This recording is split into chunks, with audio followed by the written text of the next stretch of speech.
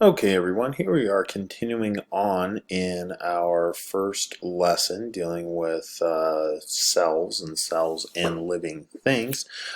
Exploration 2, as you can see up here at the top, the title of that is Investigating the Scale of Cells. So kind of looking at how big cells actually are. And the first sentence there says, most cells are too small to be seen with the unaided eye.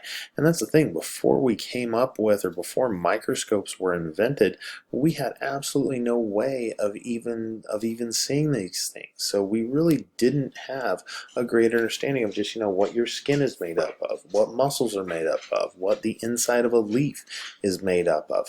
Until we had the technology to actually look at it through a microscope, we're just guessing at how the world is put together there. So new technology lots of times will lead to new discoveries, and that's the situation that we have here with cells. Talks about a couple different types of microscopes right here. Talks about electron microscopes, talks about light microscopes. Okay, just some different ways of using technology to be able to see these things down there on the insides of organisms. All right, so for number 10 there, it says the butterfly's wing looks different in the photo because the answer that we're looking for here is actually letter A. The photos were taken at different scales. You can see just the regular butterfly, unaided eye, that would be like just normal magnification. The first look at it right here, it says 10x, so that's 10 times bigger. You can start to see the individual scales right there on the butterfly wing. And then at 100 times bigger, we're getting to where we can actually sort of see cells within the butterfly's wing. So the photos are taken at different scales, different magnifications. Let's see, number 11. The magnified photos would show more detail, yeah, more detail of smaller portions of the butterfly wing. Okay, so as we go in, we don't see as much, but we can see it up close. So more detail of smaller portions. Now this next little part we're not going to be able to do. Lots of times we do something very similar to this in class. I think we're working on trying to find something a little bit online that we can do with a microscope, but it talks a lot about magnification, how many times bigger something is multiplied. See, we have a 10x lens, we have a 40x lens. Actually, the eyepiece on a microscope also multiplies things 10 times. So that would be like 400 times bigger, which is going to get you a pretty good look at things inside an organism. Okay, and we're not going to go through all the steps. Basically, you can see they're looking at celery, stalk, and a leaf, a thin slice of cork, human hair, just a bunch of different things here underneath a microscope. Number 12, another one of those evidence notebook questions there. That one says, what does observing different scales of the onion skin tell you about its composition? Well, the biggest thing is if we can see it up close, we can see that an onion is made up of cells.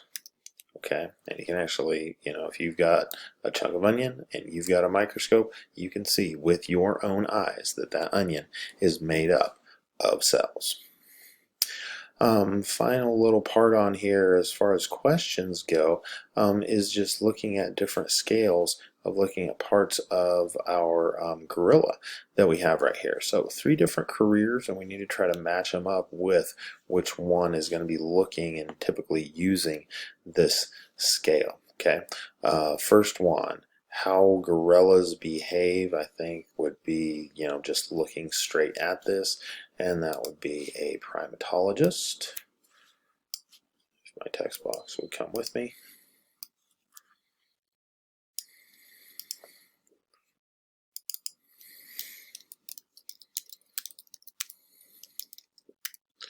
Okay, primatologist, notice primate kind of on the first part of that, and then ologist is a person who's going to be studying that. Okay, the next part here, this kind of looks to me like some fluids, and I would say that is blood related there. So I'll move the text box down here. The prefix heme on that refers to hemoglobin. So hematologist. Hematologist, a person who is studying the blood. All right, finally, and that was 50 times bigger there for the blood. Look how much bigger this is. 2,210 times bigger. Wow, that's a lot of magnification that we have there. Okay, and this is going to be a geneticist looking deep down inside the cell, looking at the DNA even that's down inside the nucleus, and we'll talk more about DNA as we move forward throughout the year. Oh, and that is not how I spell that. Geneticist, geneticist, there we go. Okay, so 2,200 times bigger to look at what's going on down inside the nucleus. Lots of the stuff that we're going to do with genetics we can figure out without having to look that close, but that's showing us with a microscope.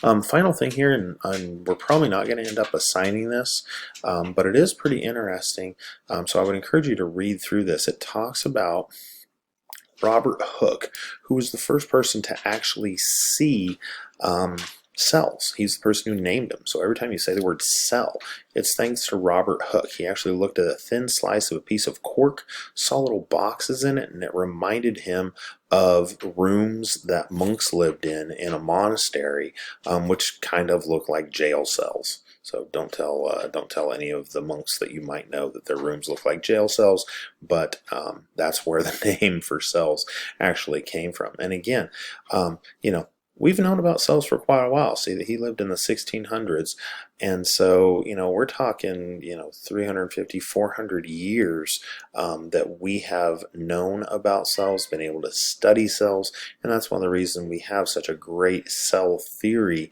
a great explanation for what's going on with the cells that make up your body and the body of any living thing. So I encourage you to read there about Robert Hooke when you get an opportunity. And that basically takes us through the end of Exploration 2. As we move forward, we're going to look more at microscopes and keep looking at cells in greater and greater detail. As always, if you have questions, bring those to class, email me, or show up in a Zoom session, and we'll try to get those answered as best we can. Thanks, everyone.